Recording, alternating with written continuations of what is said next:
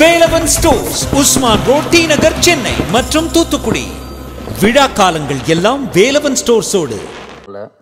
ஸ்டேஜ்லேயும் சரி, பொதுவாகவும் சரி, நான் வந்த உடனே கேட்டேன் இந்த மாதிரி, அண்ணா எல்லாருக்கும் ஒரு சீட்டில் நேம் எழுதி ஓட்டியிருந்தாங்க. நானும் அண்ணா இது ஏன் சீட்டு தானே அப்படின்னு கேட்டேன். அண்ணா ஆமாம் உங்கள் சீட்டு தான் அப்படின்னு, கரெக்டாக தான் உட்காந்துருக்கீங்க அப்படின்னாரு. அப்புறம் லெஃப்ட்டில் திரும்பி பார்த்தா கம்பீரமாக சிவன் இருக்காங்க, ரைட்டில் திரும்பி பார்த்தா மியூசிக் டைரக்டர் சிவரிங்கில் இருக்கார். ஃபஸ்ட்டு ஸ்டேஜ் நம்ம எதனா பேசணும்னு சொல்லிட்டு காலையில் முதல்வன் அர்ஜுன் மாதிரி கண்ணாடி முன்னாடி நின்று பேசிகிட்டு இருக்காரு. ரெஸ்ட் ரூமில் கூட்டிகிட்டே இருக்காங்க. எங்கே என்ன பார்த்தா ரெஸ்ட் ரூம் கண்ணாடியில் போய்ட்டு பேசிட்டு இருக்காரு. இந்த படத்தில் நான் இப்படி அண்ணா வேறு புது புயல்னு வேறு சொல்லிட்டாரு.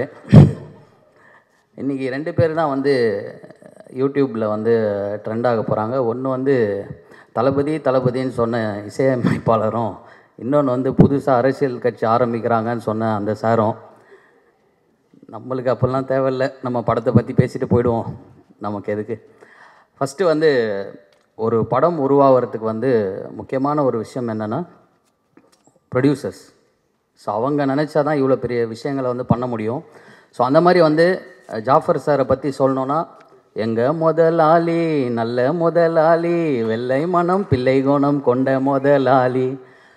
அவங்க ஆஃபீஸ் போனோன்னே ரொம்ப சந்தோஷமாக இருந்தது. என்னென்னா JSM Jafar sir, Saleem sir, Moideen sir, அவங்க 3 பேரும் எப்படி இருப்பாங்கன்னா, அந்த சமுத்திரம் படத்தில் வர சரத்குமார் தம்பிங்க மாதிரி இருப்பாங்க. எப்படி நான் டக்குன்னு கண்டுபிடிச்சேன்னா, அது அவர் சொல்லுவார் அந்த டைலாக்ல, அண்ணன் சொன்னால் தம்பி கேட்கணும்டா, தம்பிக்கு ஒன்றுன்னா அண்ணன் பார்க்கணும்டா அப்படின்ற மாதிரி. அவர் அந்த படத்தில் விஷத்தை கொடுத்து குடிக்க சொல்லுவார், டக்குன்னு எடுத்து குடிச்சிருவாங்க. அந்த மாதிரி அவங்க ஆஃபீஸ் போனோன்னா அவங்க 2 பேருக்கு க்ரீன் டீ சாப்பிட்றீங்களா? சாப்பிட்றேண்ணே அப்படின்னு சொல்லிட்டு அந்த க்ரீன் டீயை குடிச்சாங்க. எனக்கு அந்த சீன் அப்படியே நினைவுக்கு வந்துட்டு போகுது. என்கிட்ட வேறு ஒரு க்ரீன் டீ கொடுத்துட்டாங்க, என்னால் குடிக்க முடியாமல் குடிச்சிட்டு இருந்தேன். என்ன கதிர் உங்களுக்கு பிடிக்கும் சார், பிடிக்கலன்னு சொன்னால் படத்துலேருந்து எடுத்துருவாங்களோன்னு சொல்லிட்டு பிடிக்கும்னு சொல்லி அந்த க்ரீன் டீயை உட்காந்து குடித்தேன். நல்ல ஒரு ப்ரொடியூசர் சார். ஏன்னா அவர் என்றைக்கும் கோவமாக பேசியோ இல்லை யாரையாவது ஹர்ட் பண்ணுற மாதிரி பேசியோ இல்லை, எல்லாருக்கிட்டையும் ஜாலியாக பேசி இந்த படம் என்ன பண்ண சொல்லுங்கன்னு ஒரு இயக்குனரோட 12 வருஷ கனவை நிறைவேற்றிருக்க எங்கள் ஜாஃபர் சாருக்கு ரொம்ப ரொம்ப நன்றி சார். நீங்கள் இதை எப்படி ஒரு கமர்ஷியலாக நீங்கள் என்ன உங்களுக்கு டேர்ம்ஸ் வரும் அப்படின்லாம் தெரியல, ஆனால் அவங்க வீட்டில் எல்லாரோடைய மனசுலேயும் நீங்கள் நின்ட்டீங்க. நிறைய அவரை கிட்டத்தட்ட நிறைய பேர் போய் கதை சொல்லியிருப்பார், நிறைய விஷயங்கள் கஷ்டப்பட்டிருப்பார். அந்த கஷ்டங்களெல்லாம் தீர்த்து வச்சதுக்கு இந்த படம் மிகப்பெரிய ஒரு லெவலில் வெற்றி அடையணும், உங்களுக்கு நிறைய நிறைய நல்ல விஷயங்கள் நடக்கணும்னு ஆண்டவனை வேண்டிக்கிறேன். Thank you sir.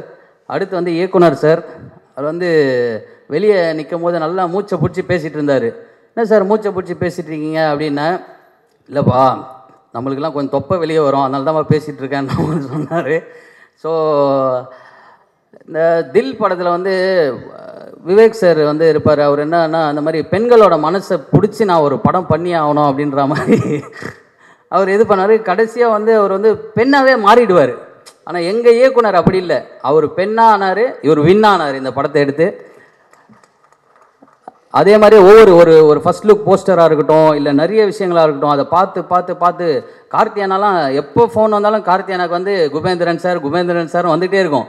அவரே நான் காட்டாமலே சொல்ல குபேந்திரன் சார் ஆமாப்பா அவர் தான் அப்படின்னு. ஸோ ஒவ்வொரு விஷயத்தையும் பார்த்து பண்ணுற ஒரு டைரக்டர். கண்டிப்பாக நீங்கள் ஒரு மிகப்பெரிய ஒரு உயரத்துக்கு போனோம் சார். உங்கள் மனைவிக்கும் கண்டிப்பாக, ஏன்னா ஃபஸ்ட்டு எடுத்தோன்னு நிக்கில நான் சொன்னார் ஹீரோயின் கூட நீங்கள் 3 பேரும் உட்காந்து ஃபோட்டோ எடுங்கன்னு. இல்லை எல்லா ஆண்களுக்கு பின்னாடி ஒரு பெண் இருக்கணும்னு சொல்லி டக்குன்னு பின்னாடி போய் உட்காந்துட்டாங்க. ஸோ அந்த மாதிரி அதை கரெக்டாக கடைபிடிக்கிறாங்க. அதே மாதிரி அவங்க இல்லைன்னா நம்ம இல்லை சார். அவங்களோட சப்போர்ட் ஒரு பெரிய சப்போர்ட். ஜாஃபர் சாரோட சப்போர்ட் எப்படியோ அதை விட அவங்க சப்போர்ட் உங்களுக்கு எப்போவுமே இருக்கும். நீங்கள் பெரிய லெவலில் வரணும். அடுத்து கார்த்திக் துரை அண்ணா, அவர் எப்படின்னா, அவர் கோவிலில் இருக்க ஒரு நந்தி மாதிரி.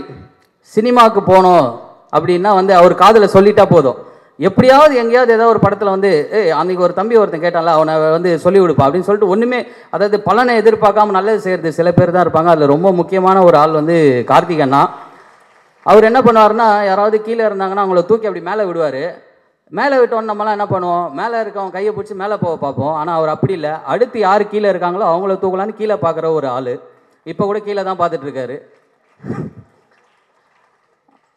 அந்த மாதிரி ரொம்ப ஒரு பாசமான ஒரு ஆள், நேர்மையான ஒரு ஆள். அதனால தான் அவர் சொல்லு கட்டுப்பட்டு எல்லாருமே நடக்கிறாங்க. இந்த இடத்துல வந்து மங்கை மங்கை அப்படின்னு சொன்னதை விட கார்த்தியானான்னு சொன்னது தான் நிறைய இருக்கும். எல்லாருமே சொல்லியிருப்பாங்க. அந்தளவுக்கு ஒரு நல்ல மனிதர். அதுக்கப்புறம் வந்து கயல் ஆனந்தி மேம், அவங்க வந்து எப்படி சொல்கிறது, நான் வந்து பரியேறும் பெருமாள் வந்து அவங்களுக்காகவே ஒரு 10 வாட்டி பார்த்தேன். அவ்வளோ ஒரு ப்ளசண்ட்டான ஒரு முகம் அவங்களுக்கு. என்னென்னா அவங்கள பார்த்தா கோவமே வராது. இந்த நம்ம வீட்டில் இந்த டெட்டி பேர்லாம் வச்சுப்போம்ல, அந்த மாதிரி இவங்களை வந்து வீட்டிலே வச்சுக்கலாம். அந்த அளவுக்கு வந்து அவ்வளோ அழகாக எப்போ பார்த்தாலும் சிரிச்சுக்கிட்டு ஒரு முகம் சுளிக்காமல். நான்லாம் வந்து டப்பிங் வருமா நான் குபேந்திரன் சார் கிட்ட சொல்லுவேன், சார் வேறு ஒரு ஷூட் இருக்குது சார், நான் டக்குன்னு வந்து பண்ணிட்டோமா சார்னு. வந்தவொடனே அவங்க பேசிகிட்டு இருப்பாங்க. உடனே கூப்பிட்டு, மேம் அவர் கொஞ்சம் எங்கே வெளியே போகணுமான்னு, ஒரு வேறு யாராவது இருந்தால் ஏன் அவர் வெளியே போட்டோன்னா அப்புறமா போட்டோம் அப்படின்னு சொல்லுவாங்க. பட் ஆனால் அவங்க அப்படிலாம் இல்லாமல் ஓகே பேசுங்க அப்படின்னு சொல்லி ரொம்ப ஒரு மென்மையானவங்க. அப்போ இவ்வளோ நேரம் பேசுனது கேட்காதா? ஓகே, ரொம்ப மென்மையானவங்க. இந்த படத்தில் அவங்களுக்கு வந்து ஒரு பெரிய ஒரு லைஃப் வந்து கிடைக்கும். இந்த படத்துக்கும் அவங்களால ஒரு பெரிய லைஃப் கிடைக்கும்னு நம்புகிறேன். நன்றி மேம். அடுத்து வந்து நம்ம கேமராமேன் யாரோ வீட்டு ஃபங்க்ஷனுக்கு வந்த மாதிரி உட்காந்துருப்பார். அப்படி தான் ஷூட்டிங்கில் வந்து அமைதியாகவே இருப்பார், பேசவே மாட்டார். நான் எல்லாருக்கூடையும் நான் போய் ஜாலியாக பேசுவேன். இவர்கிட்ட மட்டும் என்னால் பேச முடியல ஒரு 2-3 நாள். அப்புறம் போய் கேட்டேன், என்னென்ன அவர் பேசவே மாட்டுறாரு. இல்லைப்பா, அவர் வந்து வேலையை மட்டும் கான்சென்ட்ரேஷனாக பண்ணுவார், வேறு எதுவுமே செதற மாட்டார் அப்படின்னா. அதே மாதிரியே ஒரு விஷயம் கூட செதறாமல் அவ்வளோ அழகாக இந்த படத்தை வந்து மேக் பண்ணி கொடுத்துருக்காரு. ரொம்ப ரொம்ப நன்றி சார்.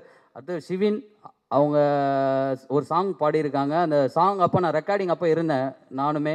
ரொம்ப அழகாக பாடினீங்க, ரொம்ப நன்றி. இந்த படத்தில் வந்து உங்களுக்கு ஒரு மிகப்பெரிய ஒரு லைஃப் கிடைக்கணும்.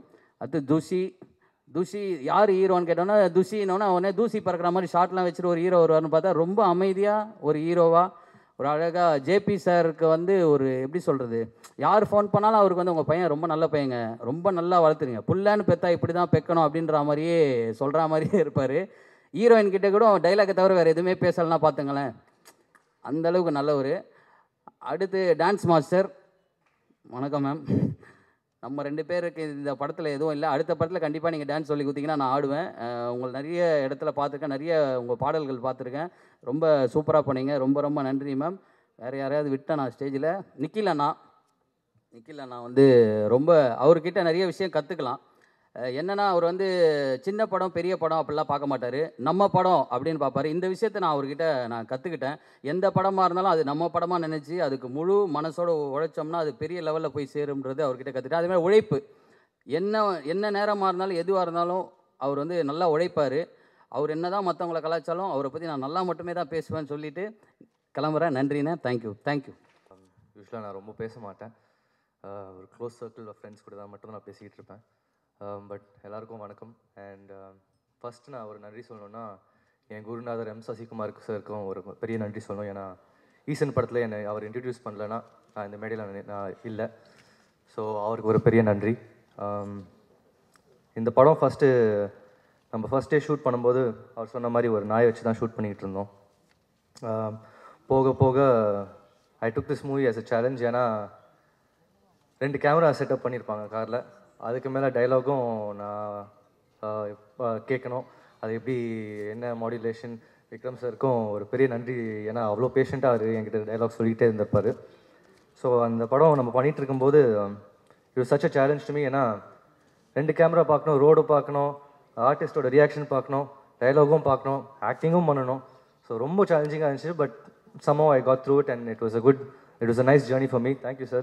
Thank you Gubendran sir for choosing me and Mr. Jafar sir for choosing talents like me. Romba nandri sir. Yana I didn't get met much movies after Eason. நான் ஒரு பெரிய கேப் எடுத்துட்டேன். and choosing me after a long time எனக்கு ரொம்ப I'm very happy and glad that you chose me. Thank you sir and thank you Gubendran sir and thank you to everyone on the stage and to the press and everybody else. Thank you so much.